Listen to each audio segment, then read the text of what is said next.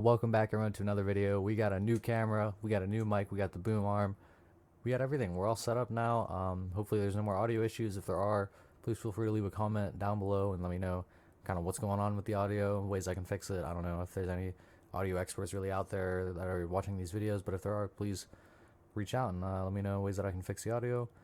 But without further ado, let's hop right into the world of Bitcoin. We're going to start things off on the news here. Bitcoin news, as per usual. Get a quick sentiment check, and for the most part, all of the news makes people seem kind of uncertain on the future. A lot of fear and uncertainty in this news. Bitcoin surge built on market exuberance and momentum trading. Let's see. Miner stocks hammered as crypto prices get lower. Bitcoin and US tech stocks are biggest market bubbles right now, investors say. And that very first article, oh yes, this one, where Janet Yellen, who is being nominated by Biden for the Treasury Secretary, is not a proponent of Bitcoin and cryptocurrencies. And she is suggesting to lawmakers that they should curtail the use of cryptocurrencies because she is claiming that they're used for mainly illegal activities, such as money laundering and illicit financing. I think we're going to hop on over to the charts here. And we're going to start things out. Take a look at the weekly. So it is coming up here soon. Let's throw on the Trollinger Bands once again. And looks like now, after we are about to get an open closure below the top side of the Bollinger Band here, which in my opinion would incite us to have a longer term move to the downside to eventually meet the middle band of the Bollinger Bands here, which would be currently coming in at around 19.5k, but it will be rising as we do still have price action above this middle band. It could come in somewhere around 22 to 24k where we meet it, but it's going to have to play out over the next, I would say, 4 or 5 weeks, possibly even longer, potentially even upwards of 2 months. We'll have to wait and see how that one plays out. We'll stay on the weekly. That's way too convoluted.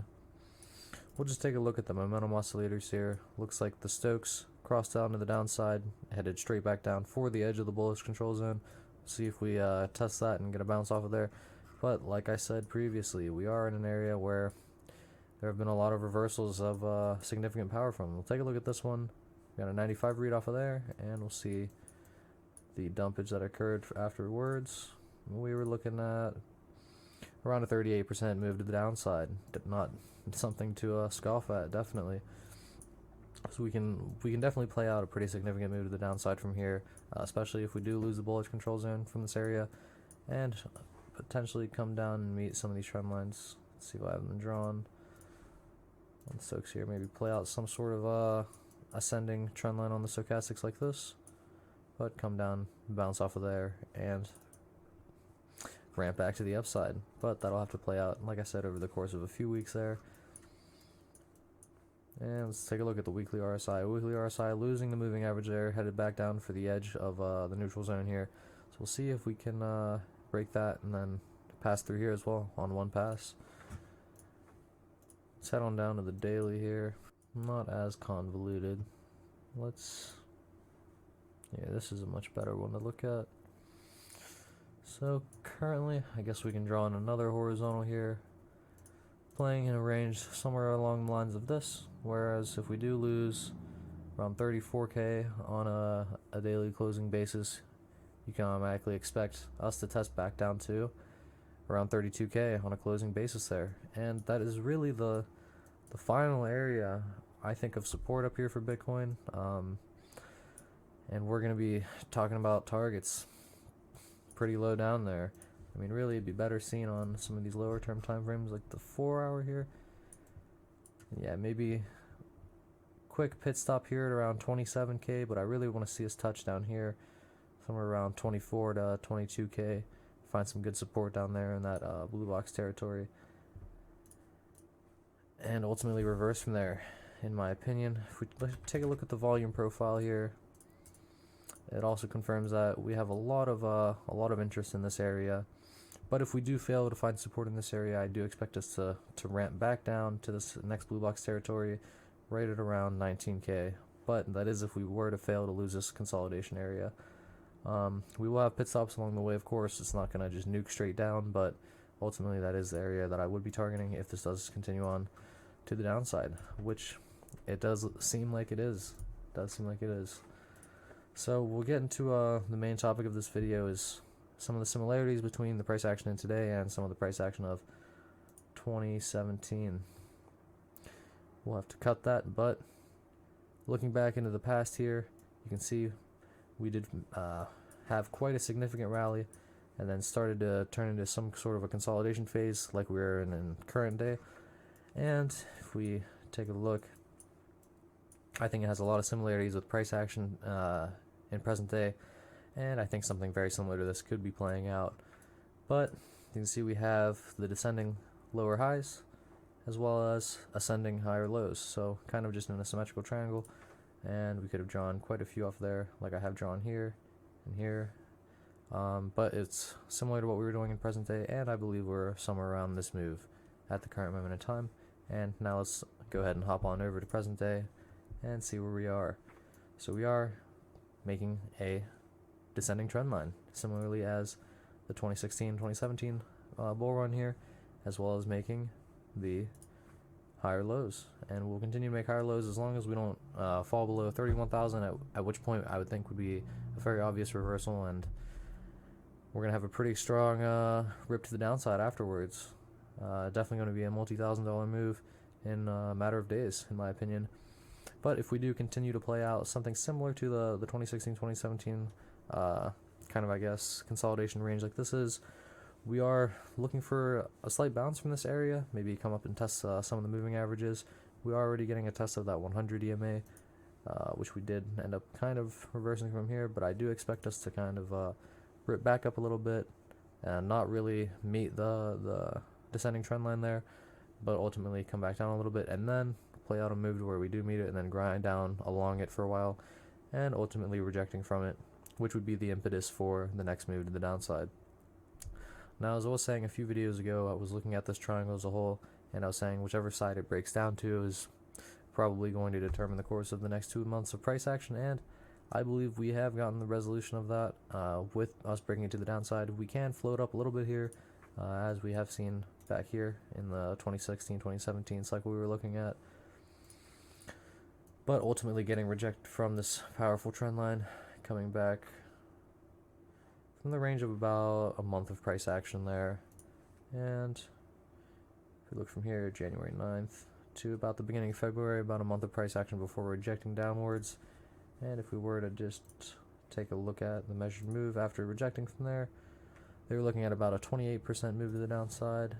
So let's go to present day, and if we were to reject around that time as well for a 26% move to the downside, what do you know, we're looking at about 26.5k if we were to perfectly mimic the move from previously. So let's go ahead and look at what areas that's lining up with.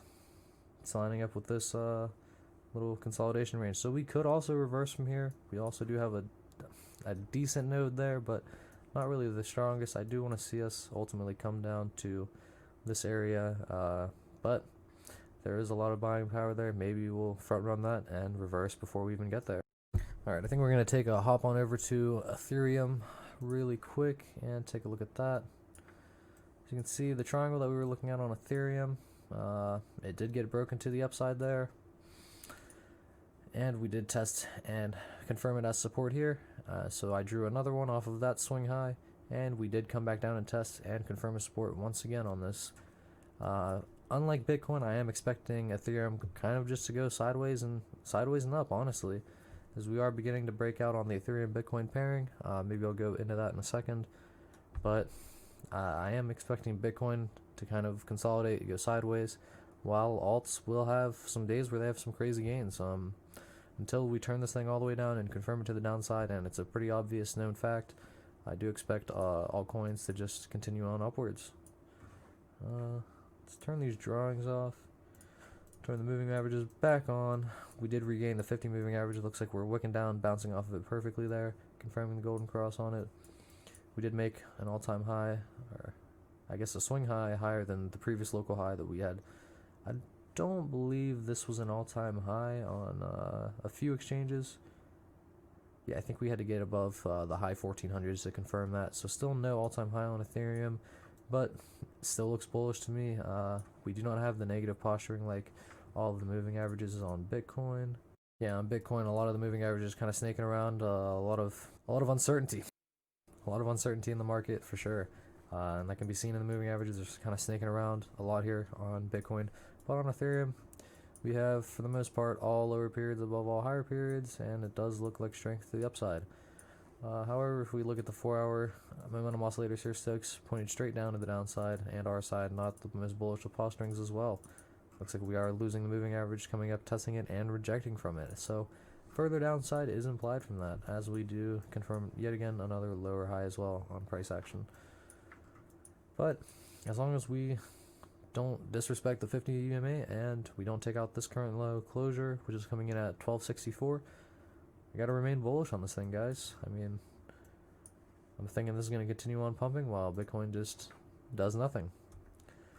Let's go ahead and hop on over to Ethereum, Bitcoin here. Really quick, just go over the quick price action. Something very impressive I do want to speak about. Let's turn off this VPVR, it's super annoying. We have broken out of a multi-year trend line on Ethereum.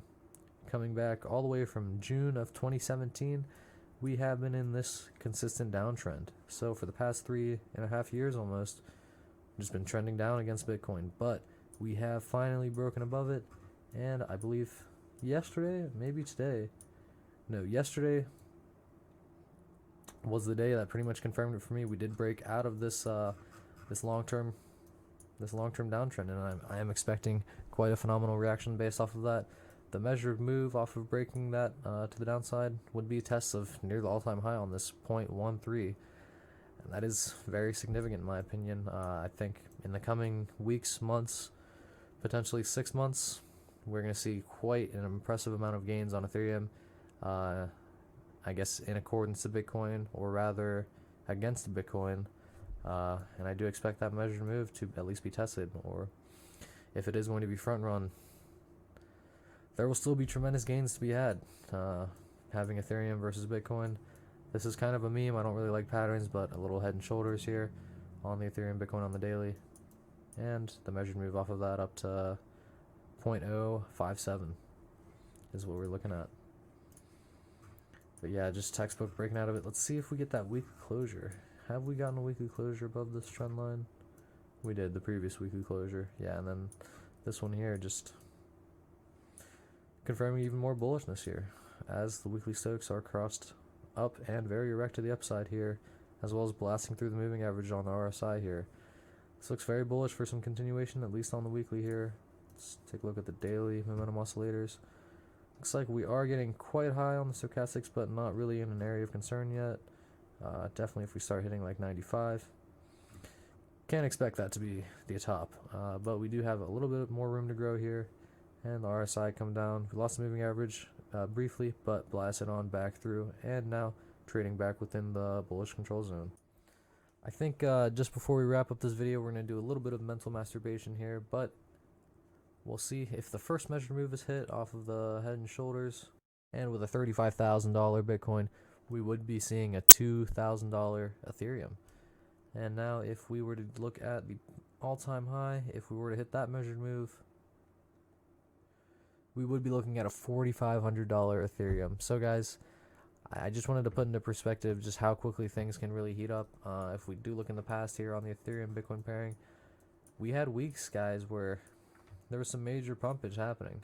I mean, right here, just one candle, we wicked up almost 200% versus Bitcoin, but ultimately the close 125, and then there was more continuation to be had afterwards. But yeah, these moves up on these altcoins can happen very quickly, can and will. There will be a lot of people left behind, so all I have to say is don't get left behind. Alright, I think that just about wraps it up for this one, guys. If you enjoyed or learned something, drop a like for the algo, and if you want to stay up to date with the cryptocurrency markets, hit that subscribe button. Peace out.